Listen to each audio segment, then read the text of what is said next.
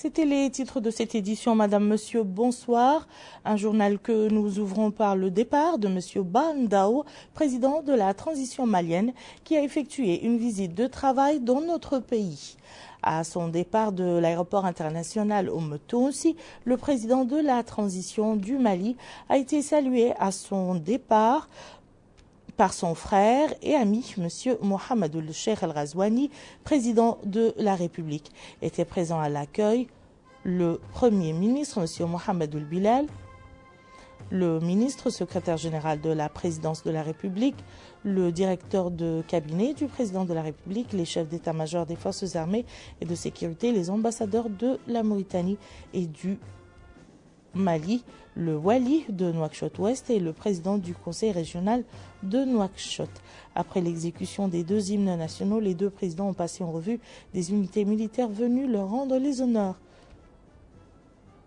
L'hôte malien a ensuite salué le président du Conseil constitutionnel, des membres de la délégation d'accompagnement, des membres du gouvernement, des personnalités de haut rang du pays, du corps diplomatique accrédité en Mauritanie, des membres de l'ambassade malienne à Nouakchott et des représentants de la communauté malienne résidant dans notre pays, avant que le président de la République ne salue la délégation accompagnant l'hôte malien.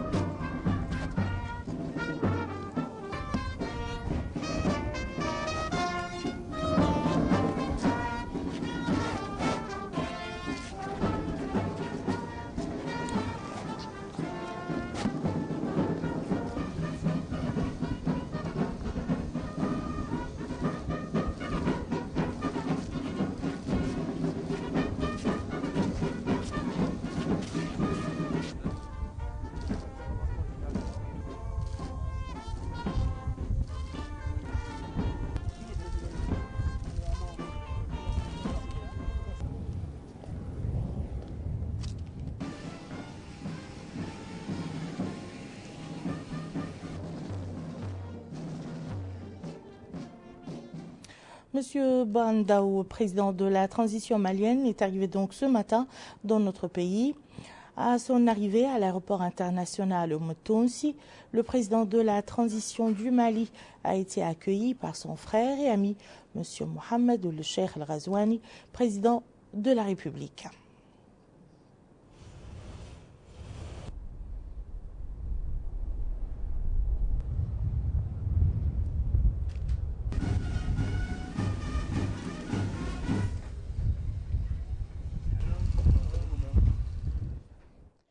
Était présent à l'accueil le Premier ministre, M. Mohamed Ould Bilal, le ministre secrétaire général de la présidence de la République, le directeur de cabinet du président de la République, les chefs d'état-major des forces armées et de sécurité, les ambassadeurs de la Mauritanie et du Mali, le wali de Nouakchott-Ouest et la présidente du conseil régional de Nouakchott.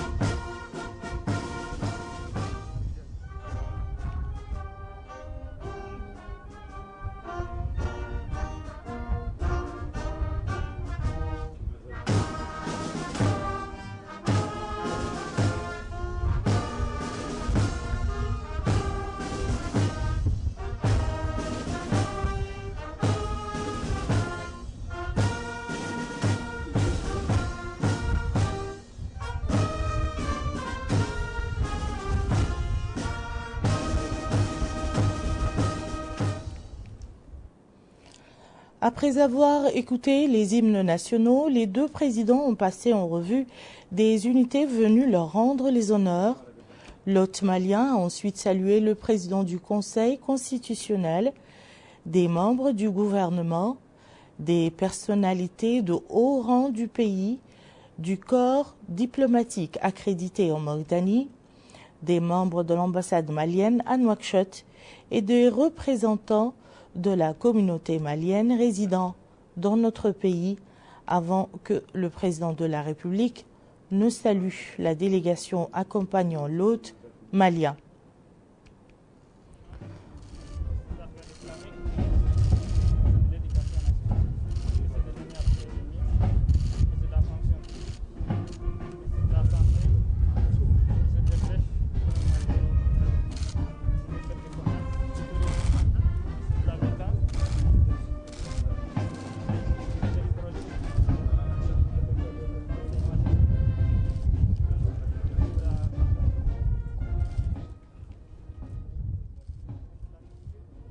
Le président de la transition malienne est accompagné d'une importante délégation comprenant colonel Sadio Camara, ministre de la Défense et des Anciens combattants, lieutenant-colonel Abdoulaye Maïga, ministre de l'Administration territoriale et de la décentralisation, M. Zeyni Moulay, ministre des Affaires étrangères et de la coopération internationale, Son Excellence M. Mohamed Diabiassi, ambassadeur du Mali en Mauritanie, M. Samir Naman, ambassadeur directeur du protocole présidentiel, M. Mohamed Askia, ambassadeur conseiller diplomatique à la présidence de la République, M. Adama Cham, conseiller chargé de la communication à la présidence de la République, la mission d'honneur mauritanienne accompagnant le président de la transition malienne, comprenant messieurs Mohamed Mahmoud ou le Cheikh Abdallah Oulbouye, ministre de la Justice, ministre des Affaires étrangères et de la coopération et des Mauritaniens de l'extérieur par intérim, M. Hanan Oulsidi, ministre de la Défense nationale, M. Mohamed Salem Merzouk, ministre de l'Intérieur et de la décentralisation, Omar Gueye, chargé de mission à la présidence de la République, et Saleh Ould-Ahmad, chargé de mission à la présidence de la République.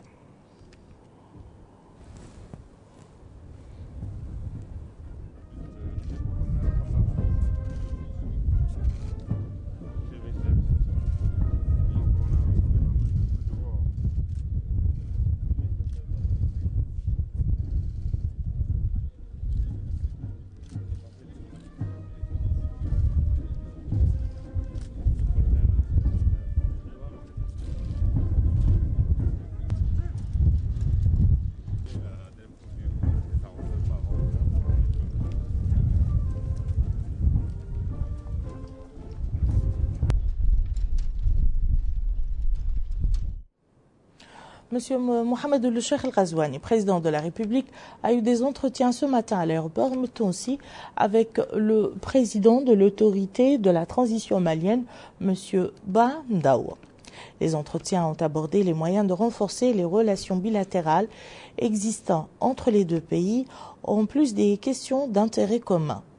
Par la suite, la rencontre a été élargie aux membres des deux délégations.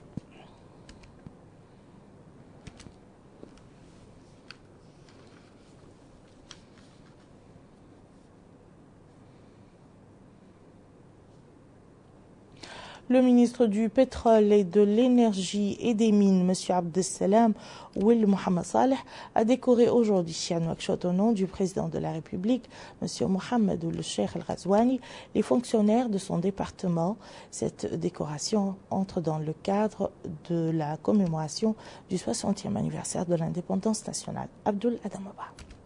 Au nom du président de la République, le ministre du Pétrole, de l'Énergie et des Mines, Abdesselam Ouel Mohamed Saleh, a décoré 22 fonctionnaires de ce département ministériel et certains employés d'entreprises relevant de ce ministère. Cette cérémonie rentre dans le cadre de la commémoration de l'anniversaire de l'indépendance nationale. Ainsi, un employé a été décoré de la médaille de chevalier de l'ordre du mérite national. 10 autres employés se sont aussi vus décerner la médaille d'honneur première classe. 5 autres fonctionnaires ont aussi été décorés de la médaille d'honneur deuxième classe et 3 autres ont eu droit à la médaille d'honneur troisième classe. Cette cérémonie s'est déroulée en présence du secrétaire général de ce département ministériel, Tal Ousmane, et de plusieurs autres responsables de ce département ministériel. La capitale Nouakchott a abrité aujourd'hui les travaux d'un atelier organisé par le ministère de la fonction publique, du travail et de la modernisation de l'administration en collaboration avec le projet d'appui à la migration juste dans les pays du Maghreb avec le Bureau international du travail. Le programme de l'atelier comporte la présentation d'un exposé sur les conditions de travail et de vie des Mauritaniens résidant en Côte d'Ivoire, en France, en Gambie, au Mali et au Sénégal. Bokar Belaba.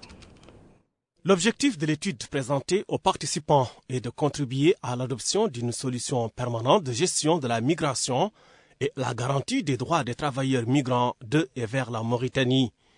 Cette étude porte sur la situation des migrants, les moyens de leur offrir les conditions appropriées en vue de leur retour au pays et la facilitation du transfert de leurs biens.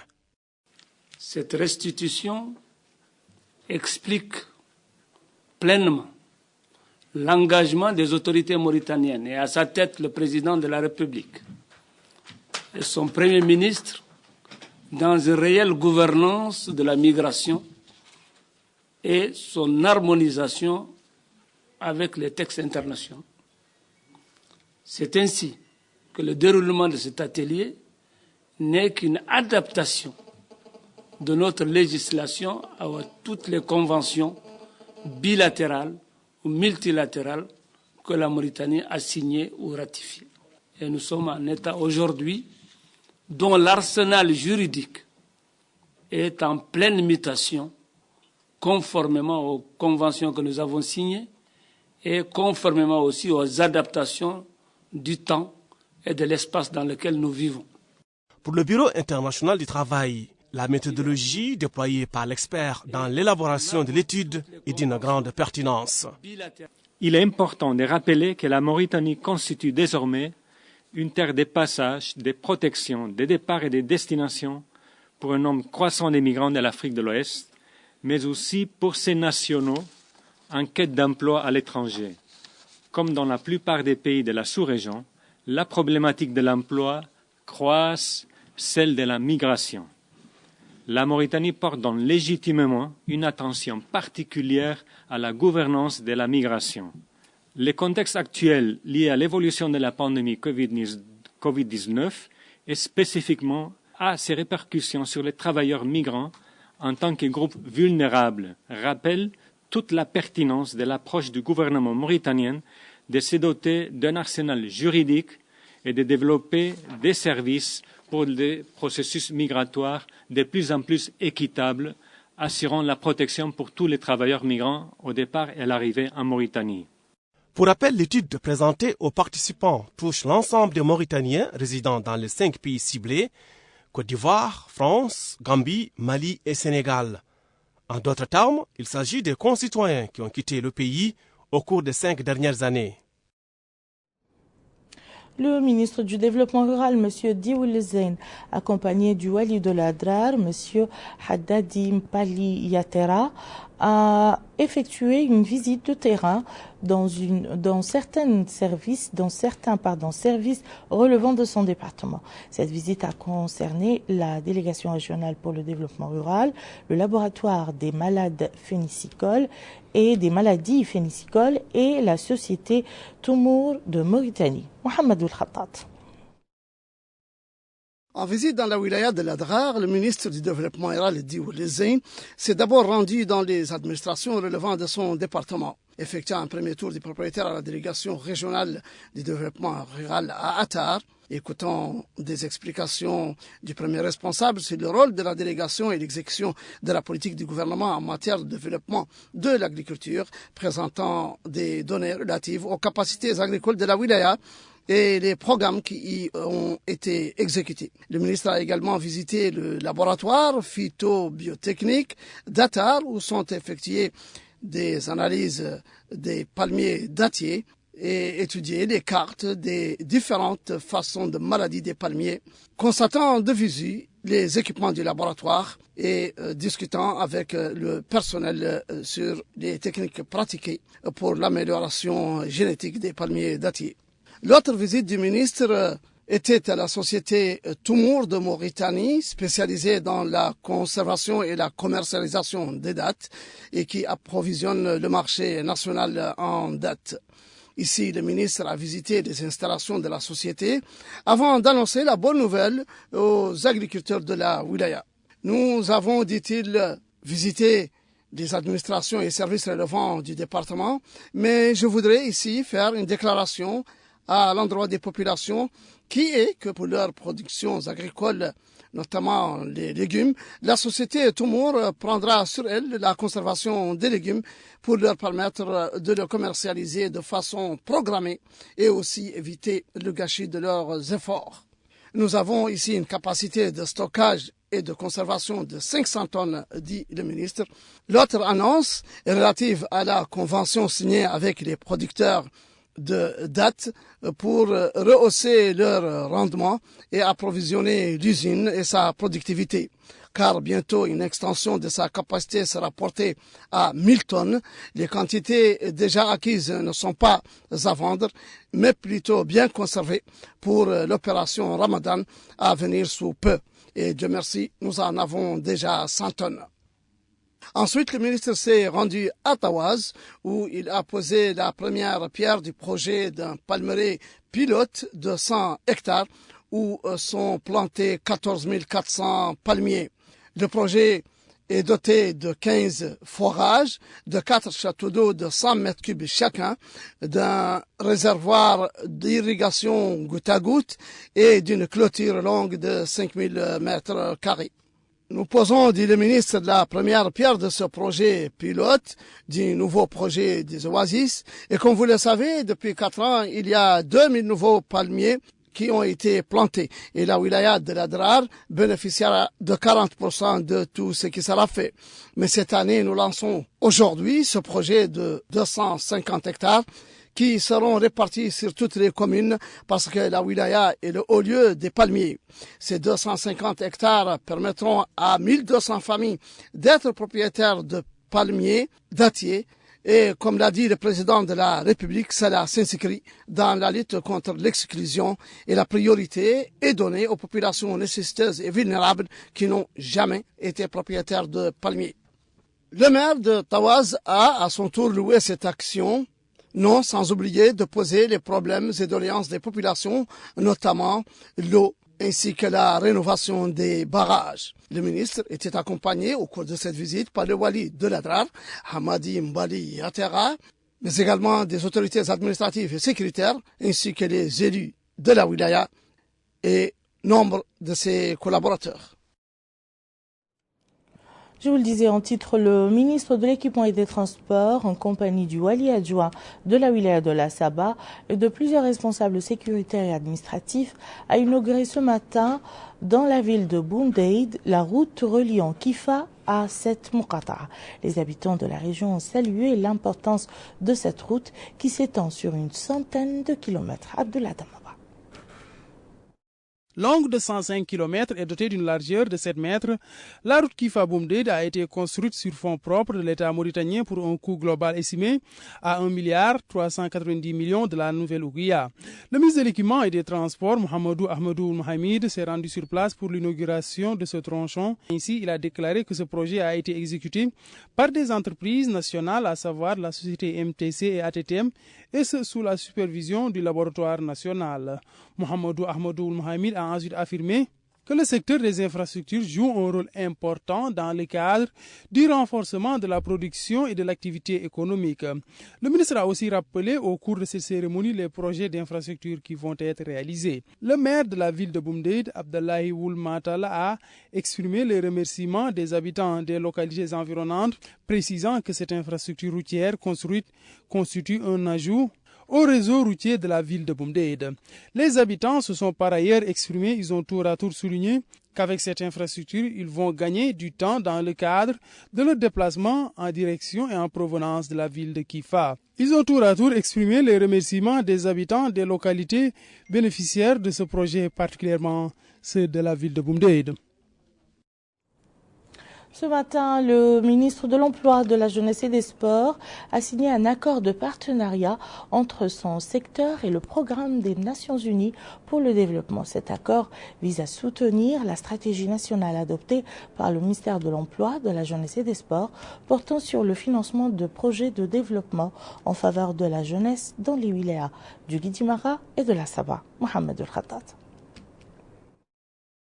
Grâce à cette signature entre le ministère de l'Emploi, de la Jeunesse et des Sports et le Programme des Nations Unies pour le développement, PNUD, à Nouakchott, un nouveau jalon est posé en matière d'emploi des jeunes, en ce sens que 2000 jeunes garçons et filles de la Muqata'a de Oudienge, dans la wilaya du Guidimaka, et de la Muqata'a de Barkewol, dans la wilaya de Lassaba, bénéficieront de financement de projets agricoles et de développement local.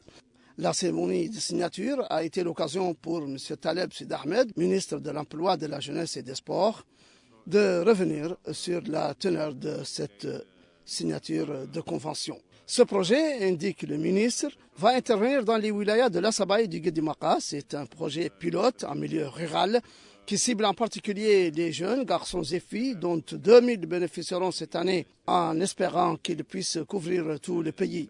Telle est du moins notre vision et notre ambition si cette phase expérimentale réussit.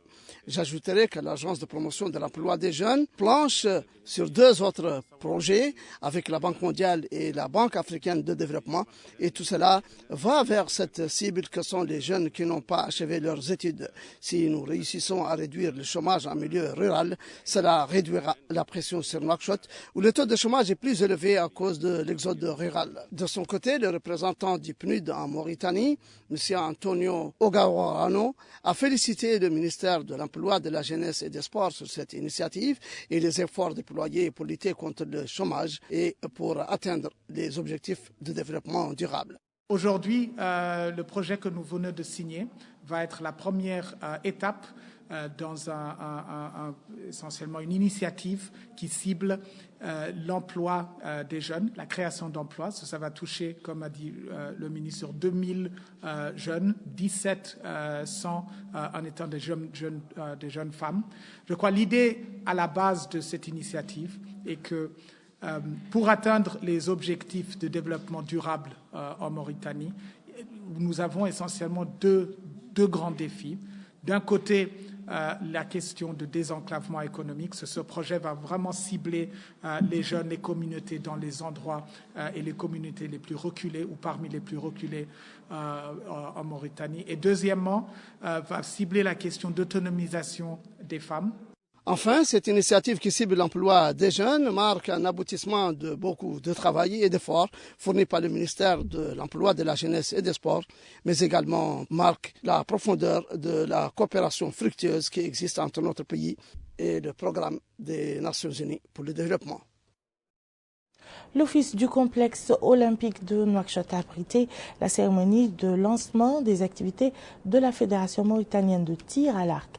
Le tir à l'arc attire de nombreux adhérents ces derniers temps dans notre pays. El-Hajj Abdallah Eddin. Ce geste est le signe annonciateur de la création de la Fédération mauritanienne de tir à l'arc, une association sportive qui aspire à promouvoir ce sport séculaire dans notre pays. La cérémonie du lancement de cette fédération a été supervisée par le ministre de l'Emploi, de la Jeunesse et des Sports, en compagnie de la présidente de la région de Nouakchott. Lors de cette cérémonie inaugurale, le ministre de l'Emploi, de la Jeunesse et des Sports, M. Taleb Sid Mohamed, a indiqué que le soutien à ce sport, peu connu en Mauritanie, pourrait contribuer à embellir l'image du pays dans le domaine du sport. Il s'est engagé à ce que son département accompagne cette fédération sportive naissante. Par ailleurs, la présidente du conseil régional de Nouakchott, Mme Fatimatoum Abdelmalik, a affirmé que la région compte soutenir les sports de manière générale et le sport de tir à l'arc en particulier. Elle a appelé les membres de la fédération à inclure les filles dans ce sport par le biais de la création d'une équipe féminine de tir à l'arc. Certains des cofondateurs de la Fédération mauritanienne de tir à l'arc ont représenté le pays à de nombreuses compétitions, dont la 11e édition du championnat arabe du tir à l'arc, et ils ont déjà remporté des médailles. Le président de la Confédération mauritanienne de tir à l'arc, M. Mokhtar Maloum, a souligné que son association œuvrera avec détermination et fermeté pour promouvoir ce sport afin que les couleurs nationales soient présentes dans toutes les compétitions sportives mondiales de tir à l'arc. Il a rappelé que la Fédération mauritanienne de tir à l'arc a élaboré un plan ambitieux pour que ce sport soit largement pratiqué par les Mauritaniens. Des membres du gouvernement ont commenté hier les travaux du Conseil des ministres. Il s'agit du ministre de l'Enseignement supérieur, de la Recherche scientifique, des technologies de l'information et de la communication, porte-parole du gouvernement, du ministre des Affaires économiques et de la promotion des secteurs productifs, M. Ousmane Mamadou Kane, et de la ministre de l'Habitat, de l'Urbanisme et de l'Aménagement du Territoire, Mme Khadija Cheikh Bouka. Aminata Kane. Comme à l'accoutumée à l'issue de chaque Conseil des ministres, des membres du gouvernement commentent les travaux du Conseil des ministres. Cette fois-ci, il s'agit du ministre de l'Enseignement supérieur, de la Recherche scientifique et des technologies de l'information et de la communication, porte-parole officielle du gouvernement, suivi du ministre des Affaires économiques et de la promotion des secteurs productifs, Ousmane Mamadou Kane, et de la ministre de l'Habitat, de l'Urbanisme et de l'Aménagement du Territoire, Mme Khadija Cheikh Bouka.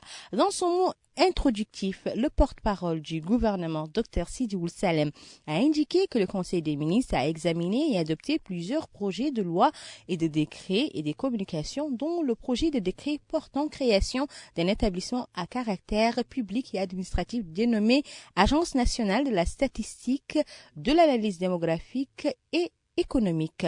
Un autre projet de décret porte sur la création d'un établissement à caractère industriel et commercial dénommé Agence nationale d'exécution et de suivi des projets. Enfin, le Conseil a décidé d'alléger le couvre-feu qui commence désormais à 0 heure au lieu de 20 heures. S'agissant du projet de décret portant création, organisation et fonctionnement de l'Agence nationale de la statistique, de l'analyse démographique et économique, le ministre des Affaires économiques a indiqué qu'il a pour but d'améliorer le rendement de l'Office national des statistiques et de réviser les processus de réalisation des missions qui lui sont confiées.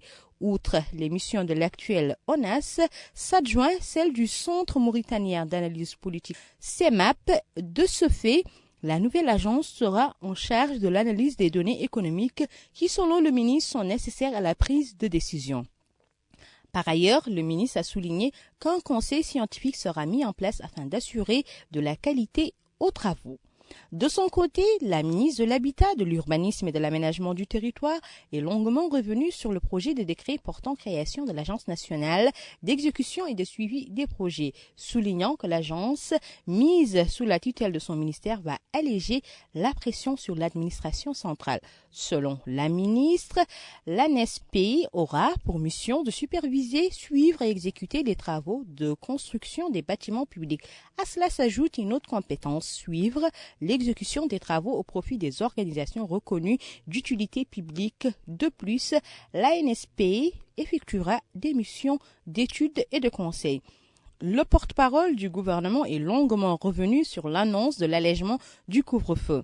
Il commencera à 0 heure au lieu de 20 heures. Le ministre a indiqué que plusieurs facteurs ont contribué à cette décision. Parmi eux, le poids des restrictions sur les citoyens, mais également la baisse du nombre des nouveaux cas de contamination liés à la pandémie de la COVID-19. Interrogé sur la tenue de la Coupe d'Afrique des Nations des moins de 20 ans, le ministre a souligné que pour le moment, le public n'est pas admis au stade, mais la CAF offre la possibilité d'avoir un nombre réduit de spectateurs.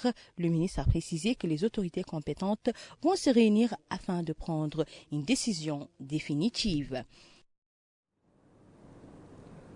Le commissaire aux droits de l'homme, à l'action humanitaire et aux relations avec le Parlement, M. Mohamed El Hassan Ould Boukhres, a donné aujourd'hui le coup d'envoi d'une campagne de mobilisation de la société civile pour lutter contre la propagation de la COVID-19 à Nouakchott. Le commissaire aux droits de l'homme à l'action humanitaire et aux relations avec le Parlement, M. Hassan Ould Boukhres, a donné aujourd'hui à Nouakchott le coup d'envoi d'une campagne de mobilisation de la société civile pour lutter contre la propagation de la COVID-19.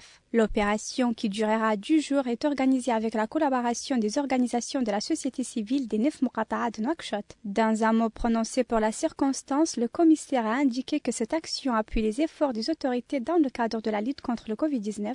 Il a souligné que la campagne se compose de 2 volets. Le premier a trait à la sensibilisation, notamment à travers des sketchs diffusés dans les médias, une distribution de flyers et la mobilisation d'équipes mobiles pour la sensibilisation sur le terrain. Le second volet, quant à lui, concerne la distribution de produits hygiéniques. Il s'agit essentiellement de solutions hydroalcooliques, des masques et matériel de stérilisation. Au total, 9 équipes mobiles seront dépêchées dans les écoles, les marchés ainsi que d'autres zones de regroupement.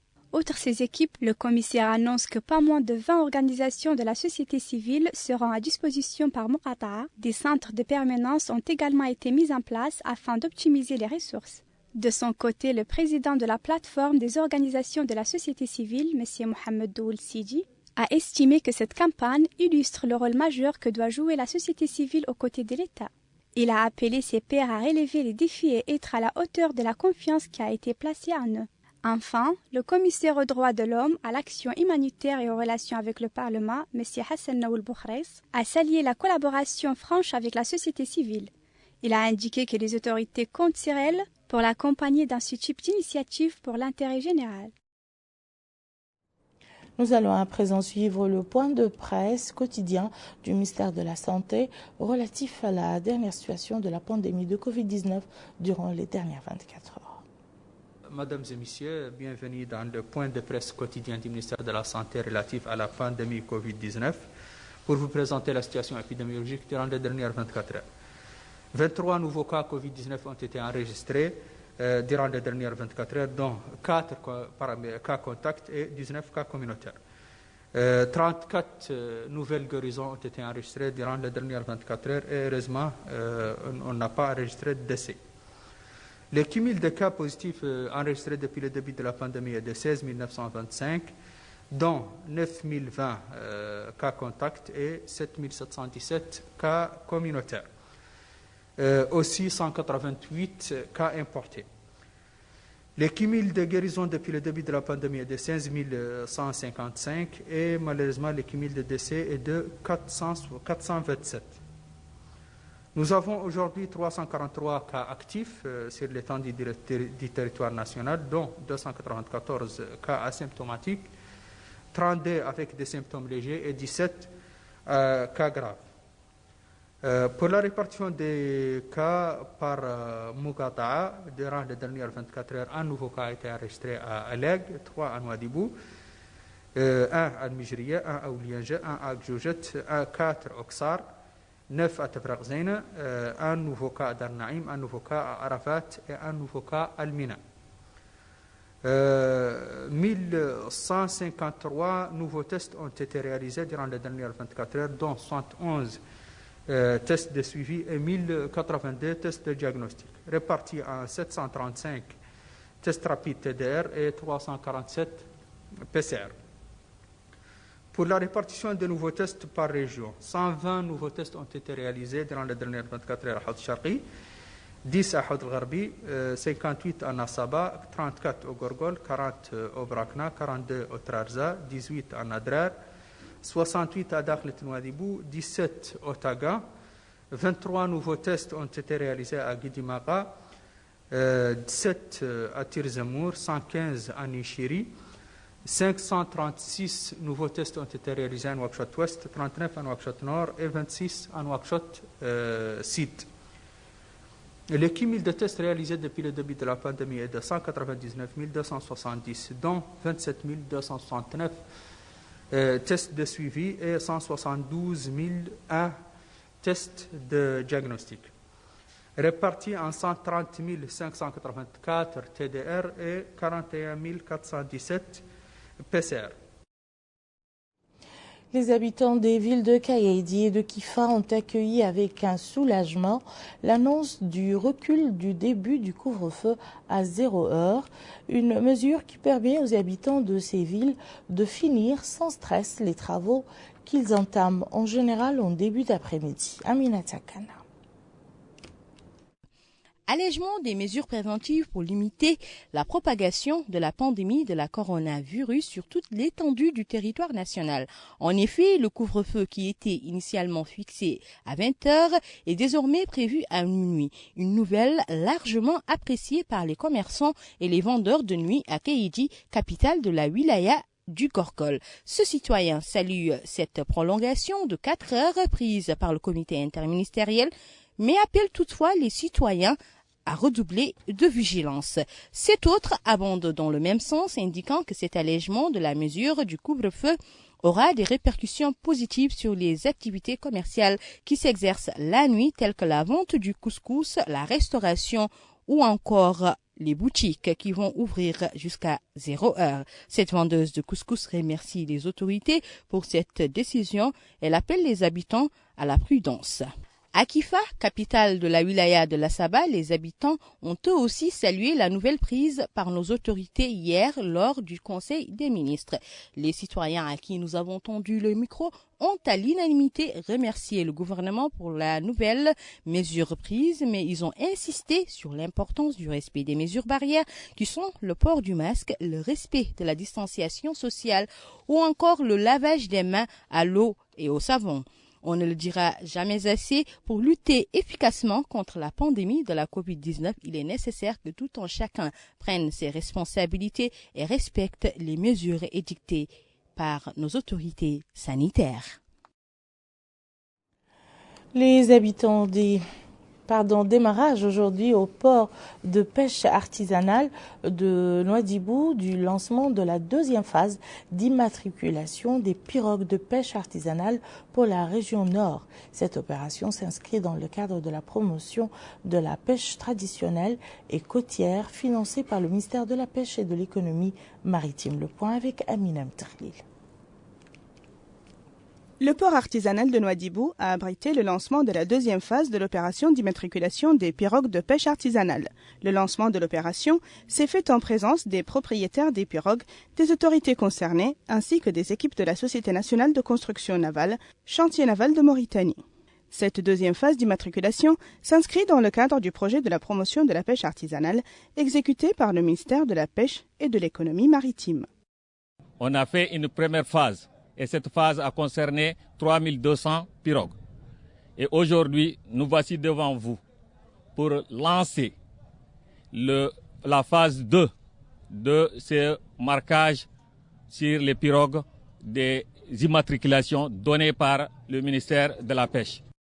Les représentants de la Fédération nationale de la pêche artisanale et ceux des syndicats et délégations de la pêche maritime ont estimé que l'immatriculation des pirogues permettra l'arrêt de l'anarchie constatée au niveau des zones de pêche maritime destinées à la pêche artisanale et pélagique. Le chef de division de la pêche du Nord, Sid Ahmed Ould-Oubaid, a qualifié cette opération de primordiale pour l'organisation du secteur, permettant donc l'identification des pirogues de façon générale et détaillée. Elle permettra également l'identification de leurs zones de pêche ainsi que le personnel à bord qu'elles peuvent embarquer.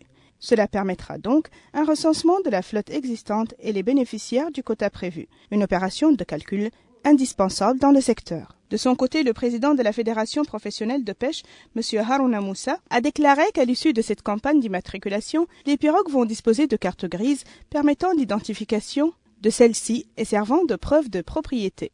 Le président de la Fédération nationale de la pêche artisanale, M. Sid Ahmed Ould-Oubaid, a affirmé que ces cartes grises permettront également le recensement des pirogues opérationnelles dans le domaine de la pêche artisanale, le suivi de celles-ci et leur couverture légale et juridique. Les pirogues, poursuit Ould-Oubaid, ne disposaient auparavant que d'un numéro d'identification permettant l'octroi de la licence de pêche. Le document qui leur sera mis à disposition, cette fois-ci, aura une valeur légale plus importante qui prouve son identité morale. Les acteurs du secteur de la pêche artisanale ainsi que les techniciens comptent sur cette opération d'immatriculation pour la mise en place d'une base de données fiable et l'octroi d'un document uniforme qui contribue à l'identification des bénéficiaires de l'accès aux zones de pêche artisanale et pélagique et met fin à l'anarchie dans le secteur. Place maintenant à notre rubrique consacrée à la Coupe d'Afrique des Nations de moins de 20 ans.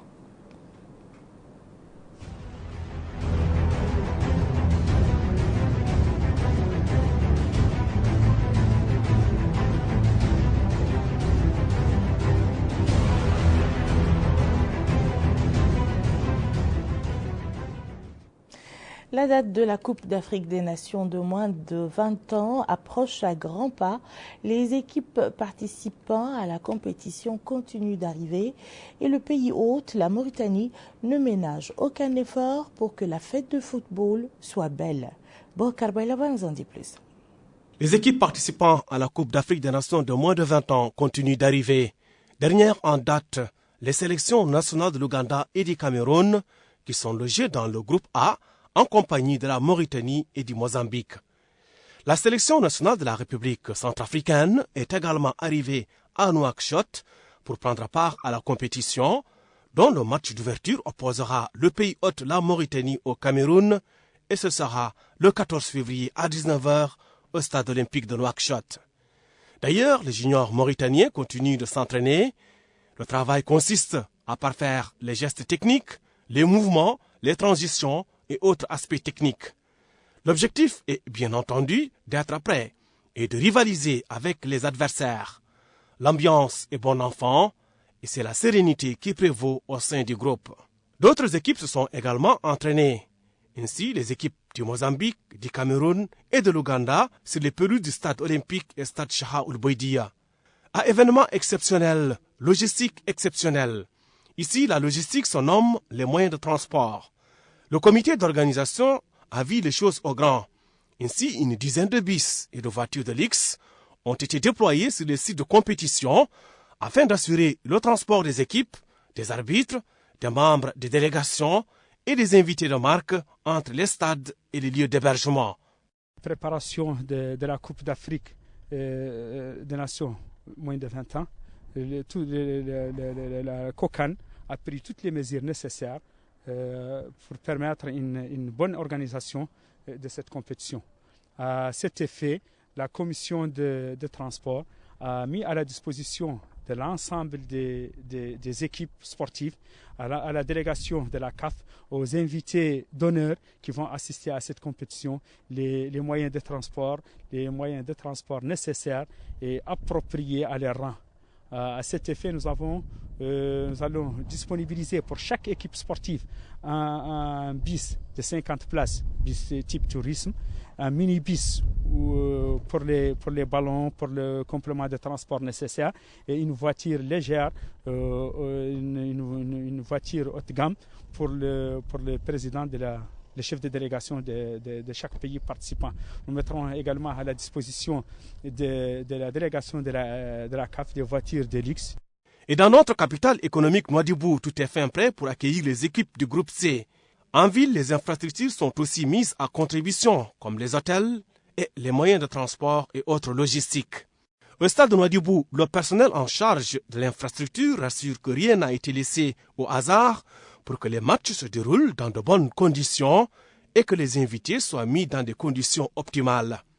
Ainsi, c'est un stade d'une capacité de 10 000 places et flambant neuf qui a été remis à la COCAN, un stade réhabilité par le génie militaire selon les normes internationales de la FIFA. En somme, la Mauritanie essaiera d'être à la hauteur des attentes en mettant tous les moyens nécessaires au niveau matériel et humain pour la réussite de la compétition. Ainsi prend fin ce journal. Tout de suite le rappel des titres. Le président de la transition malienne achève cet après-midi sa visite de travail dans notre pays.